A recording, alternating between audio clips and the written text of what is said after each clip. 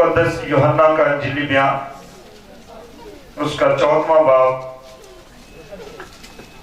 और उसकी 15वीं आयत से खुदा उनके कलाम में से हम देखेंगे।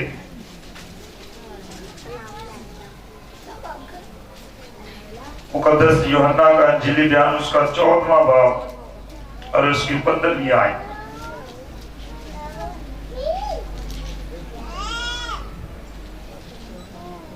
खुदावंद के कलाम में कुछ यूं रकम है, अगर तुम मुझसे मोहब्बत रखते हो तो मेरे हुक्मों पर अमल करोगे। 16वीं आयत, और मैं बाप से दरखास्त करूंगा तो वो तुम्हें दूसरा मददगार बख्शेगा कि अब तक तुम्हारे साथ रहे, यानी रूहे हक, जिसे दुनिया हासिल नहीं कर सकती क्योंकि ना उसे देखती और ना जानती है। तुम उसे जानते हो क्योंकि वो तुम्हारे साथ रहता है और तुम्हारे अंदर होगा। मैं तुम्हें यतीम ना छोड़ूंगा, मैं तुम्हारे पास आऊंगा।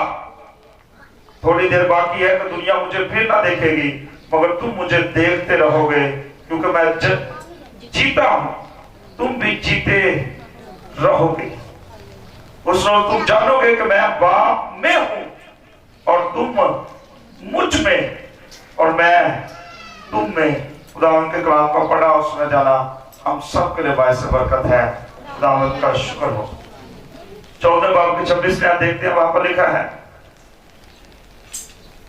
25 आयत जब देखते हैं वहां पर मैंने ये बातें तुम्हारे साथ रहकर तुमसे कही, लेकिन मददगार यानी रूहुल कुद्स जिसे बाप मेरे नाम से भेजेगा, वही तुम्हें सब बातें सिखाएगा और जो कुछ मैंने तुमसे कहा है वो सब तुम्हें याद दिलाएगा। मैं तुम्हें इत्मीनान दिए जाता हूं, अपना इत्मीनान देता हूं। जिस तरह दुनिया देती है मैं तुम्हें उस तरह नहीं देता। तुम्हारा दिल ना घबराए और ना डरे।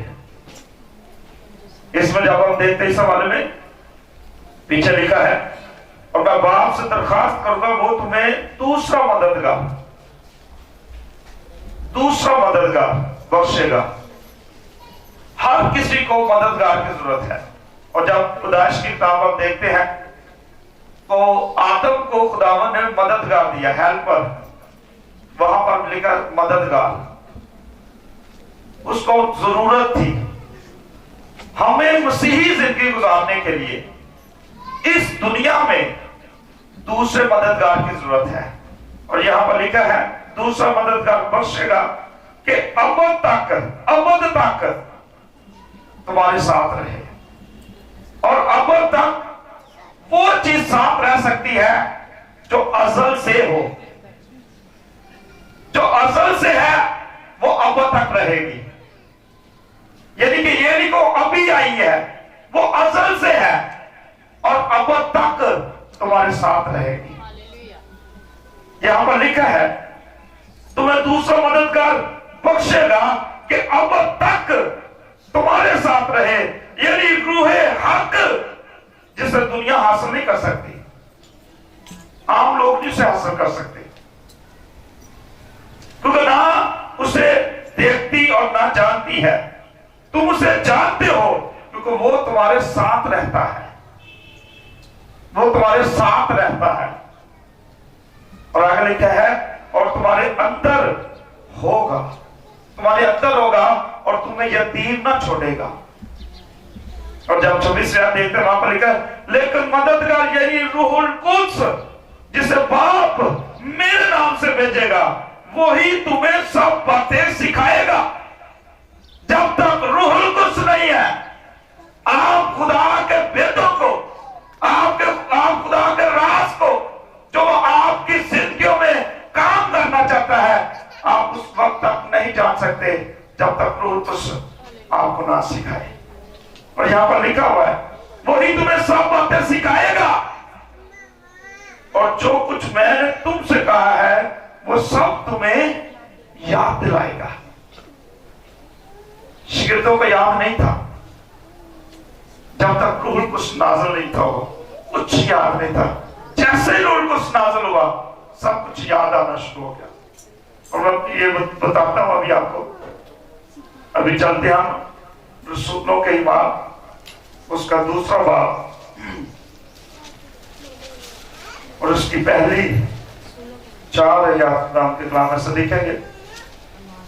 यहां पर कुछ यूं रकम है, जब ईद पेंटिकोस्त का दिन आया तो सब एक जगह जमा थे कि यकायक आसमान से ऐसी आवाज आई जैसे जोर की आंधी का सन्नाटा होता है, और उससे सारा घर जहां वो बैठे थे गूंज गया, और उन्हें आग के शोला किसी फटती हुई जुबानें दिखाई दी, और उनमें से हर एक पर आ ठहरी, और वो सब रूहुल कुद्स से भर गए और गैर जुबानें बोलने लगे जिस तरह रूह ने उन्हें बोलने की ताकत बख्शी। और यहां पर लिखा जब ईद पेंटिकोस्त का दिन आया, ये नहीं कि इस दिन ईद पेंटिकोस्त का दिन आया था जिस दिन रूहुल कुद्स लोगों का नाज़िल हुआ था। यहूदी पहले भी ये ईद मना रहे थे, और पुराने अहदनामे में जब यहूदियों को देखते हैं तो यहूदी लोगों को खुदावंद की तरफ से साफ ईदें दी गई थी, और ये ईदें एक दूसरे के साथ जुड़ी हुई थी। जैसे हम क्रिसमस मनाते हैं, उसके बाद रोजे आते हैं, उसके बाद ईस्टर आता है, फिर ईद सऊद आती है, ईद पेंटिकोस्त आती है। ईदें जुड़ी हुई थी कि भी इसी तरह ईदें जुड़ी हुई थी, और ये साथ थी। और ईद फसह बताती थी कि मसीह यीशु कुर्बान हुए। जो ईद फसह वो मनाते थे, जब वो मिस्र में से निकलने लगे तो उन्होंने बकरे को ज़िबा किया और अपने दरवाजों की चौखटों पर खून को लगाया। ये मसीह का अक्स थी कि मसीह इसी तरह कुर्बान होगा, इसी तरह वो जान देगा, और उसके खून के वसीले से हम बचाए जाएंगे। उस वक्त उन्होंने बकरे का खून लगाया चौखटों पर, और जिन घरों पर बकरे का खून लगा हुआ था वो बचते जा रहे थे। और यहूदी इस ईद को मनाते थे, ईद फसह। ईद फतीर भी वो मनाते थे, जो हमें बताती है कि हम यीशु मसीह की कुर्बत और रफ़ाकत में हैं। वो खुदा की रफ़ाकत में थे, और ये मसीह का अक्स थी कि जब हम ईद फतीर मनाएंगे तो हम यीशु मसीह की कुर्बत में होंगे, यीशु मसीह की रफ़ाकत में होंगे, और खुदा के जलाल को अपनी जिंदगियों में दिखेंगे। और पहले फलों की भी वो ईद मनाते थे, जब अपने फल खुदावंद की हज़ूरी में लेकर जाते थे। और इसी तरह खुदावंद यीशु मसीह जब सलीब पर हमारे लिए मर गया, जब उसने जान दी, तो उसने पहला फल जिंदा होकर अपने आप को खुदा के सामने पेश किया कि मैं पहला फल हूं, जो मौत पर, कब्र पर, गुनाह पर और इब्लीस पर फतह पाकर जिंदा हुआ, और उसने कर दिखाया कि मैं वो फल हूं जो मसीह खुदावंद खुदा के हुजूर कबूल किया जाएगा। जब हम अपनी जिंदगियों को जो खुदा ने हमें दी है कि हम अपनी जिंदगियों से खुदा के नाम को जलाल दें, जब हम उसकी वर्शिप करते हैं, जबकि उसकी हुजूरी में जाते हैं, तो हम अपनी जिंदगियों में फल पैदा करते हैं, और ये फल खुदा की हुजूरी में याद किए जाते हैं। और इधर पेंटिकोस्त पर आते हैं, जिस दिन से कलीसिया की शुरुआत हुई। कलीसिया कब शुरू हुई? जब इधर पेंटिकोस्त का दिन आया। उससे पहले कोई रसूल डरे हुए थे, शागिर्द डरे हुए थे, किसी को कोई पता नहीं था। बाला खाना में वो ठहरे हुए थे 10 दिन के लिए, और वो बहुत बिजी लोग थे, आम लोग नहीं थे, बिजनेसमैन लोग थे, फ्री लोग नहीं थे वो। लेकिन वो 10 दिन सब कुछ छोड़कर बाला खाना में बैठ के दुआ रोजे के साथ कलाम को पढ़ रहे थे, कलाम में से देख रहे थे कि खुदा क्या करने वाला है। और ईद पेंतिकोस्त के दिन कलीसिया की शुरुआत हुई। जब हम कलाम में देखते हैं, और ये ईद हफ्ते के पहले दिन मनाई जाती थी। फसल के पहले फलों की ईद देखते हैं अखबार की किताब में, फिर इसी हवाले पे आएंगे। अखबार की किताब उसका 23वां बाब और उसकी 15वीं आयत से। और जब हम देखते हैं यीशु मसीह भी हफ्ते के पहले दिन जी उठा था। पहले दिन यीशु मसीह जी उठा, यानी कि इतवार वाले दिन। और ये ईद भी हफ्ते के पहले दिन ही मनाई जाती थी। यहां पर लिखा है, और तुम सब्बत के दूसरे दिन से जिस दिन हलाने की कुर्बानी के लिए पूरा हलाओगे, गिनना शुरू करना जब तक 7 सब्बत पूरे ना हो जाए। और 7वें सब्बत के दूसरे दिन तक 50 दिन गिन लेना, तब तुम खुदावन के लिए नजर की नई कुर्बानी गुजराना। इस दिन सब्बत के दूसरे दिन, और मैंने आपको बताया कि ये ईद भी हफ्ते के पहले दिन यानी कि इतवार वाले दिन मनाई जाती थी। और यहां पर लिखा 50वें दिन ये ईद मनाई जाएगी। और क्या करना? पूला हलाना। इस दिन सब्बत के दूसरे दिन यानी कि ऑन संडे, सब्बत के दूसरे दिन जब पूला हलाओ, काहन सब्बत के दूसरे दिन हर साल पूरी कौम के लिए कुर्बानी करता था। और वो पूले को लेकर पूरी कौम के ईमान के बिहाफ पर पूले को लेकर वो खुदावंद की हजूरी में जाता था। और अखबार की किताब में बताती है कि पूला हलाओ सब्बत के दूसरे दिन, पूला हलाओ। जब हम कलाम में देखते हैं कि काहिन ने पूला नहीं हलाया, काहिन अभी पूला नहीं उसने हलाया,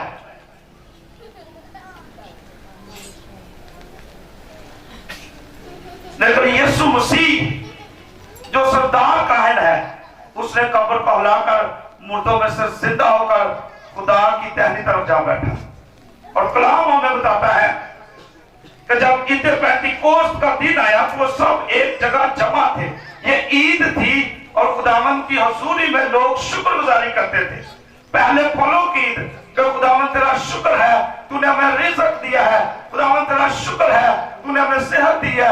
खुदावंद तेरा शुक्र है, तूने हमें संभाला है। खुदावंद तेरा शुक्र है, तो हमें बरकत दे रहा है। और ये ईद मनाते थे। और कलाम हमें बताता है पेंतिकोस्त जो है वो यूनानी जुबान का लफ्ज है और इसका मतलब है 50वां दिन जब ईद मनाई जाती थी। लोग ईद मनाते थे और इसको हफ्तों की भी ईद कहा जाता है, यानी कि यहूदी लोग इस ईद को हर साल मनाते थे और वो हैकल में जमा होते थे। और जब इसको देखते हैं, इस दिन कलीसिया की शुरुआत हुई। इसको मसीही कलीसिया का सालगिरह या जन्मदिन भी कहा जाता है। इस दिन को कि इस दिन कलीसिया जो है वो पैदा हुई थी, इस दिन कलीसिया की पैदाइश हुई थी कि नए लोग जो है जब रूहुल कुद्स से भर के दूसरे मददगार से भर के तो खुदावंद ने उनकी जिंदगियों में काम करना शुरू किया। वो लोग जो डरे हुए थे, कुछ नहीं कर सकते थे, जो कहते थे हम कुछ नहीं कर सकते, जैसे रूहुल कुद्स उनकी जिंदगी में आया तो उन्होंने कलाम को सुनाना शुरू कर दिया। और कलाम हमें बताता है जबकि ईद पेंतिकोस्त का दिन आया, वो सब एक जगह जमा थे कि यकायक आसमान से आवाज आई जैसे जोर की आंधी का सन्नाटा होता है, और उससे सारा घर जहां वो बैठे थे गूंज गया और उन्हें आग के शोला किसी फटती हुई जुबानें दिखाई दी। जहां रूहुल कुद्स है वहां मसीह को जलाल मिलता है। जब तक रूहुल कुद्स आपकी जिंदगी में नहीं है, आप कभी भी मसीह को जलाल नहीं दे सकते। कभी भी जो कुछ मर्जी कर ले। और जहां रूहुल कुद्स है वहां मसीह को जलाल मिलता है, और जहां मसीह को जलाल मिलता है वहां रूहुल कुद्स आता है। क्यों?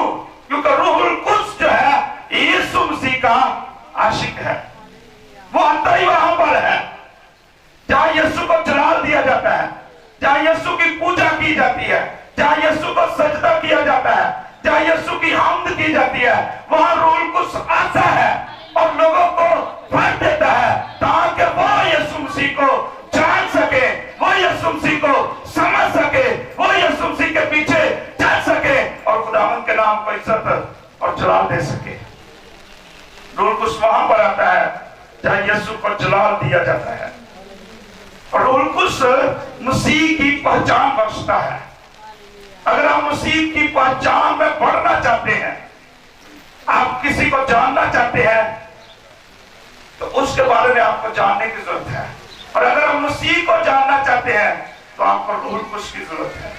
रूहुल कुद्स के बगैर आप कुछ भी नहीं कर सकते। मैंने बताया जब पेंतीकोस्त के बाद जब रसूलों पर रूहुल कुद्स नाज़िल हुआ तो कलाम हमें बताता है कि रूहुल कुद्स ने शागिर्दों को पहचान बख्शी। तो उनका मसीह के साथ क्या राब्ता है, उनको मसीह के साथ कैसे प्यार करना है, उनको मसीह के साथ कैसे चलना है, कैसे उनको खुदा के नाम को जलाल देना है और कैसे उन्हें मसीह में बढ़ते जाना है, उनको रूहुल कुद्स ने समझ बख्शी और वो खुदावंद में बढ़ना शुरू हो गए।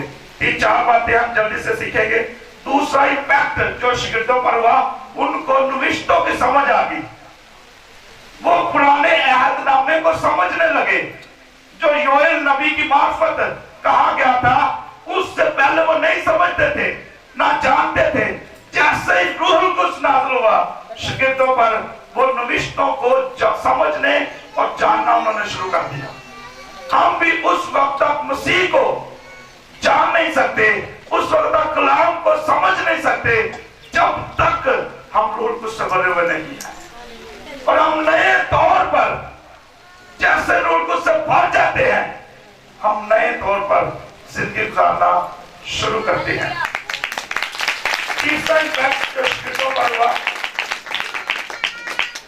जब रूहुल कुद्स पर नाज़िल हुआ तो उन्होंने वर्शिप करना शुरू कर दी गैर ज़बानों में, और हकीकी वर्शिप करनी शुरू कर दी, जिसके बारे में यूहन्ना रसूल कहता है जब उसके तो खुदा ऐसे प्रस्ताव ढूंढता है जो रूह और सच्चाई से उसकी क्या करते हैं। जब रूहुल कुद्स रसूलों पर नाज़िल हुआ तो उन्होंने हकीकी प्रस्तश करना शुरू कर दी। पहले वो लोगों को देखते थे कि किस तरह लोग प्रस्तश करते हैं, तमाशाई थे कि देखने वाले थे, लेकिन हकीकी वर्शिप करने वाला तमाशा बनता है, लोग उसकी तरफ खुद ही देखना शुरू करते थे। और जब ये बोल रहे थे, हकीकी वर्शिप कर रहे थे, गैर ज़बानों में खुदा के नाम को जलाल दे रहे थे, खुदावंद की वर्शिप कर रहे थे, खुदा की तमजीद कर रहे थे, तो लोग इनकी तरफ मुतवज्जे हुए कि ये क्या कह रहे हैं, ये क्या बोल रहे हैं। जब हम हकीकी वर्शिप करने वाले बन जाते हैं, और बनते उस वक्त हैं जब हम रूहुल कुद्स से भर जाते हैं। जब तक आप रूहुल कुद्स से भरे हुए नहीं है, आप लोगों को देखते रहेंगे, ये क्या कर रहा है, ये क्या कर रहा है। लेकिन जब आप रूहुल कुद्स से भर जाएंगे, आप खुद भी हकीकी वर्शिप करने वाले बनेंगे और दूसरों को भी मसीह के पास लेकर आएंगे ताकि वो भी हकीकी वर्शिप करने वाले बन जाए।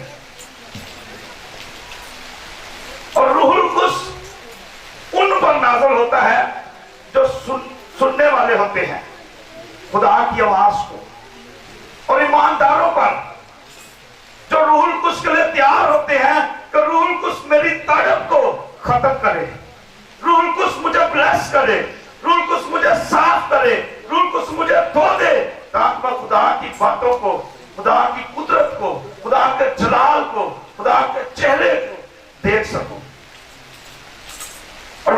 था रूहुल कुद्स जब आप पर नाज़िल होता है तो वो मसीह की मानिंद आपको बनाता जाता है। आप उस वक्त तक, जब तक आप पर रूहुल कुद्स नाज़िल ना हो, आप कभी भी मसीह की मानिंद नहीं बन सकते। जब रूहुल कुद्स शिगिर्दों पर नाज़िल हुआ तो यहां पर लिखा है, यकायक आसमान से ऐसी आवाज आई जैसे जोर की आंधी का सन्नाटा होता है, और उससे सारा घर जहां वो बैठे थे गूंज गया, और उन्हें आग के शोला की सी फटती हुई जुबानें दिखाई दी, और उनमें से हर एक पर आ ठहरी, और वो सब रूहुल कुद्स से भर गए और गैर जुबानें बोलने लगे, यानी कि हकीकी वर्शिप करने लगे।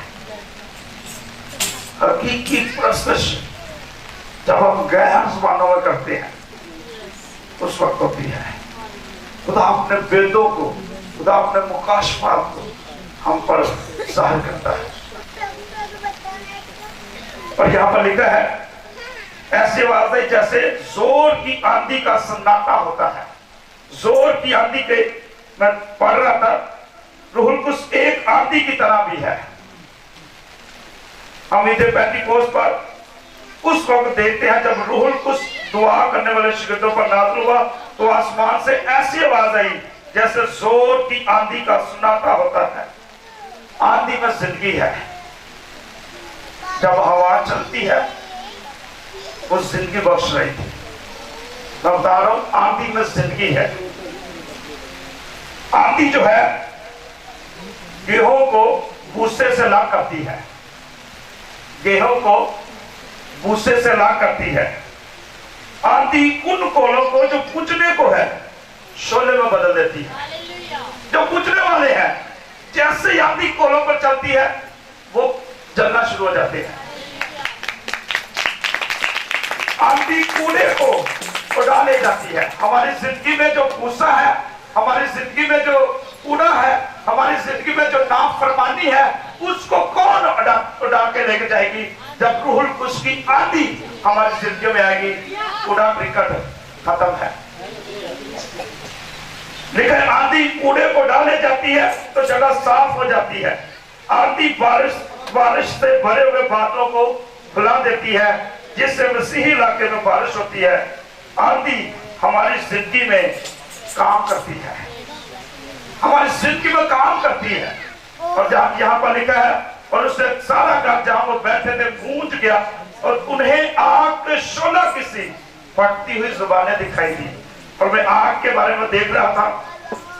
आग जो है,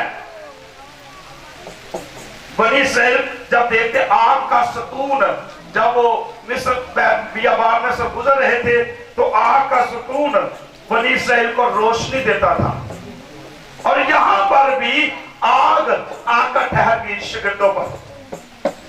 यहां पर लिखा हुआ है आग के शोला की सी फटती जुबानें दिखाई दी। और पुराने अहदनामे में जब हम देखते हैं, बनी इस्राएल को रोशनी देता था आग का सतून, और उनके आगे आगे चलता था, पीछे से भी उनकी हिफाजत करता था, उनको संभालता था, उनकी केयर करता था।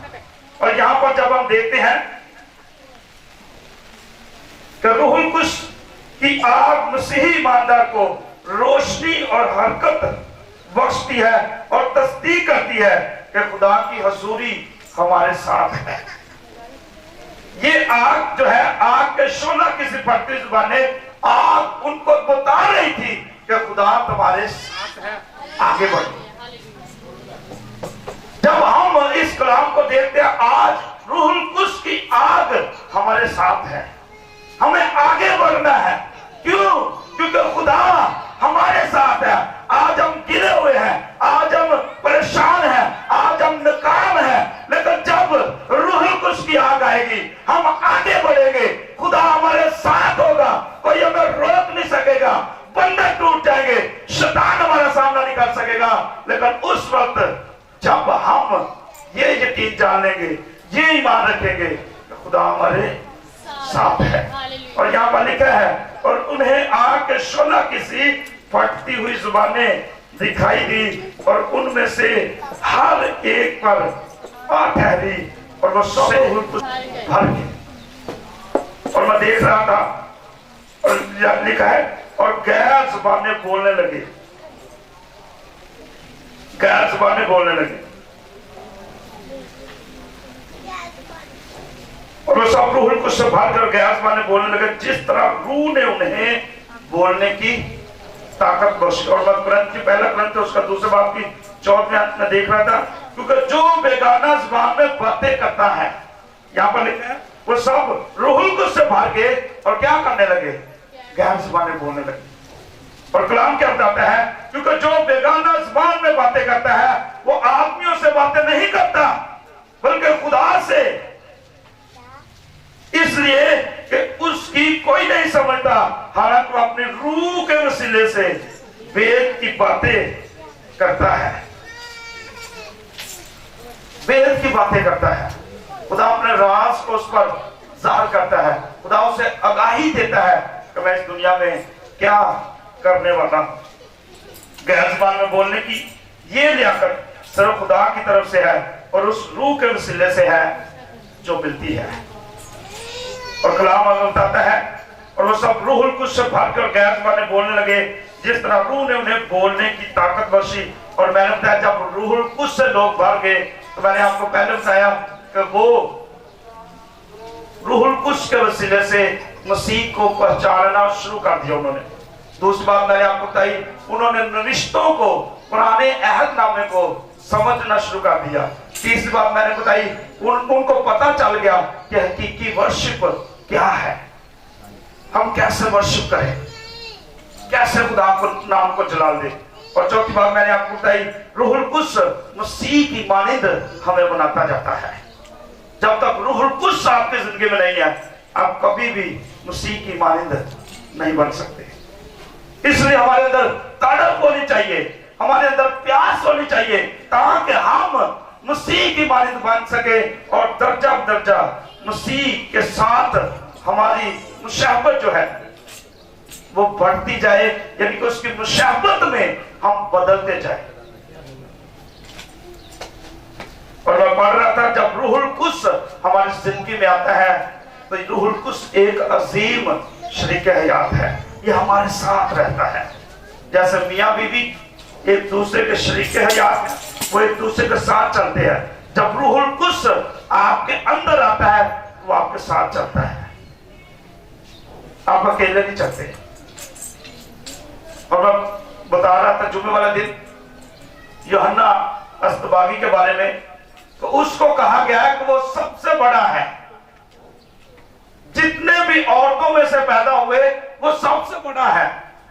अब्राहम से बड़ा है, मूसा से बड़ा है, अलीशा से बड़ा है, एलिया से बड़ा है, यशवा से बड़ा है, सबसे बड़ा नबी है।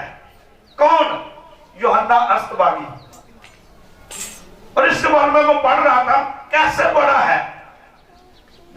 मूसा ने बहरे कुलसम को तो हिस्से कर दिया, एलिया ने इतने मोजज़े किए, अलीशा ने इतने मोजज़े किए। अब्राहम खुदा से बात करता था, अब्राहम ने खुदा को देखा, जब उसके पास आए खुदावन, तो यूहन्ना को कैसे कहा गया कि वो सबसे बड़ा है? ना उसने कोई मोजज़ा किया, कोई मोजज़ा यूहन्ना अस्तबागी ने नहीं किया, लेकिन उसने कहा कि ये सबसे बड़ा है जितने भी औरतों में से पैदा हुए। लेकिन आगे साथ ही खुदावन यीशु मसीह कहता है, लेकिन जो मुझ पर ईमान लाता है वो यूहन्ना से भी बड़ा है। कैसे? कैसे वो बड़ा है? कैसे बड़ा है? यूहन्ना जितने भी रसूल हैं उन्होंने कहा, जितने भी नबी हैं उन्होंने कहा खुदावंद फरमाता है, खुदावंद फरमाता है, खुदावंद फरमाता है। लेकिन जब यूहन्ना अस्तबागी यीशु मसीह को बपतिस्मा दे रहा था, उसने कहा देखो खुदा का बड़ा जो दुनिया के गुनाह उठा लिए जाता है। उसने ये नहीं कहा खुदा फरमाता है, उसने कहा खुदा का बड़ा जो दुनिया के गुनाह उठा लिया जाता है। उसने यीशु मसीह को देखा और वो सबसे बड़ा हो गया। लेकिन हमारे बारे में कहा गया कि तुम उससे भी बड़े हो। कैसे? यहां पर क्या हमने पढ़ा था, जब दूसरा मददगार रूहुल कुद्स आएगा जो तुम्हारे अंदर रहता है, जो तुम्हारे साथ रहता है, कलाम हमें बताता है उसने यीशु मसीह को देखा और वो सबसे बड़ा हो गया। लेकिन कलाम हमें क्या बताता यीशु मसीह क्या कहते, जब दूसरा मददगार आएगा वो तुम्हारे अंदर होगा, वो तुम्हारे साथ होगा, और अंदर होने की वजह से और साथ होने की वजह से हम यूहन्ना से भी बड़े हैं, क्योंकि खुदा हमारे अंदर है, खुदा हमारे साथ है, और हम यूहन्ना से भी बड़े हैं। उसको नबियों से बड़ा कहा गया। और जब हम खुदा पर ईमान लाते हैं, जब हम रूहुल कुद्स से भर जाते हैं, दूसरा मददगार जो रूह हक है, जो सच्चाई का रूह है, जो हमें बख्शा गया है, जब उससे भर जाते हैं तो हम यूहन्ना से भी बड़े हैं, क्योंकि खुदा हमारे अंदर और हमारे साथ है, यानी कि शरीके है, याद आपके साथ चलेगा, कभी आपको तनहा नहीं छोड़ेगा। और मैंने हवाला आपको पढ़ा, यतीम नहीं छोड़ेगा कभी भी, कभी आपको वो यतीम नहीं छोड़ेगा। और मैंने आपको बताया रूहुल कुद्स के वसीले मसीह हम में बसता है, इसलिए हम बड़े हैं यूहन्ना अस्तवादी से। रूहुल कुद्स के वसीले से मसीह हम में बसता है, और हमें जानने की जरूरत है मसीह हम में बसता है। इसलिए तो कहा, क्या तुम नहीं जानते कि तुम्हारा बदन रूहुल कुद्स का मक़दस है और खुदा का रूह तुम में बसा हुआ है, तुम अपने नहीं हो, कीमत से खरीदे गए हो, अपने बदन से खुदा का जलाल जाहिर करो। और हमें जाहिर करना है, क्योंकि मसीह हम में बसता है, और जब मसीह हमें बसा हुआ है, हम दुखों में है, हम मुसीबतों में है, शैतान हमें सताता है, हम गुर्बत में है, हम परेशान है, हम कोई काम करते हैं उसमें बरकत नहीं आती। क्यों? क्योंकि हम मसीह जो अंदर बसा हुआ है उसको काम नहीं करने देते, हम अपनी मनमानी करते हैं, हम उसके आवाज को नहीं सुनते, वो क्या कह रहा है, वो क्या चाहता है मुझसे, मैं क्या करूं, क्योंकि मेरे अंदर तो वो बसा हुआ है। और पौलुस कहता, अब मैं जिंदा न रहा, बल्कि मैं जो जिंदा हूं वो मसीह के वसीले से हूं, और मैं अपनी जिंदगी से खुदा के जलाल को जाहिर करूंगा। आज हम अपने लिए नहीं जी रहे, मसीह हम में बसा हुआ है और हम मसीह के लिए जी रहे।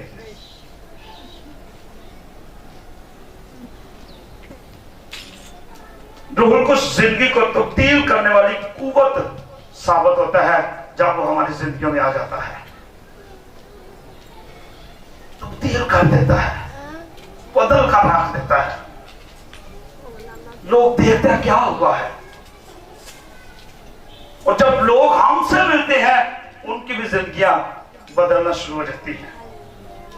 रूहुल कुद्स जब रसूलों पर नाज़िल हुआ, जो डरे हुए थे, जो कहते हम कुछ नहीं कर सकते, जो जनाब फ्री थे, कहते हम नहीं कुछ कर सकते, जब जैसे रूहुल कुद्स नाज़िल हुआ, खुदा के भेद उन पर ज़ाहिर हुए, खुदा ने अपने भेदों को उन पर ज़ाहिर किया, उन्होंने कलाम बोलना शुरू किया, तो क्या हुआ, 3000 लोग एक दिन में मसीह के पास आ गए। हम हर रोज लोगों को मसीह के पास लाए, ये हमारा काम है। और हम उस वक्त तक लोगों को मसीह के पास लेकर नहीं आ सकते जब तक हम रूहुल कुद्स से भरे हुए नहीं है। हमें लोगों को बचाने के लिए रूहुल कुद्स से भरना है। रूहुल कुद्स से जब भर के लोग खुद आएंगे, खुद आएंगे, आपको कहने की जरूरत नहीं है, खुद आएंगे। रूहुल कुद्स से भरे हुए शख्स की यह निशानी है तो लोग उसके पीछे खुद आएंगे, खुद आएंगे। आज लोग रूहुल कुद्स से भरना नहीं चाहते, वो अपने आप को मारना चाहते, और रूहुल कुद्स वहां पर आता है जहां पर अंदर का इंसान मर जाता है। जब तक आप अपने अंदर जिंदा है रूहुल कुद्स नहीं आएगा। जब रसूलों ने अपने आप को मार लिया, 10 दिन से वो बालाखाने में बैठे हुए थे, दुआ में, रोजे में वक्त गुजार रहे थे, 7 से रात तक कट कर लिया था, और रूहुल कुद्स जब नाज़िल हुआ तो उनकी जिंदगी बदल गई, और उन रसूलों ने पूरी दुनिया को हिला कर रख दिया। पूरी दुनिया में मसीही लोग हैं। अगर आप रूहुल कुद्स से भरे हुए नहीं, आप किसी को नहीं हिला सकते, ना आप खुद ही लेंगे, क्योंकि रूहुल कुद्स हरकत करता है।